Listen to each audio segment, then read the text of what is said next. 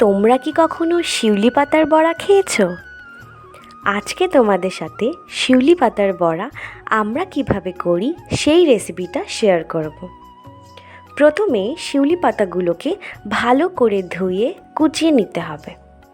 তারপরে পাতাগুলোর মধ্যে অল্প নুন দিয়ে ভালো করে চেপে চেপে মাখতে হবে। তারপরে হলুদ দিতে হবে আর বেসন দিয়ে তার মধ্যে অল্প পেঁয়াজ কুচি আর লঙ্কা কুচি নিয়ে ভালো করে মাখিয়ে নিতে হবে। কড়াইতে তেল গরম করে ভেজে নিলেই রেডি শিউলি পাতার বড়া। যদিও এই বড়াটা অল্প তেতো লাগে, কিন্তু তাও এই বড়াটার অনেক উপকারী আছে, সেই কারণে আমরা খেয়ে নিই। তোমাদের যদি এই ভিডিওটা ভালো লেগে থাকে প্লিজ একটা কমেন্ট করে যেও। দেখা হবে পরবর্তী ভিডিওতে। Thanks for watching.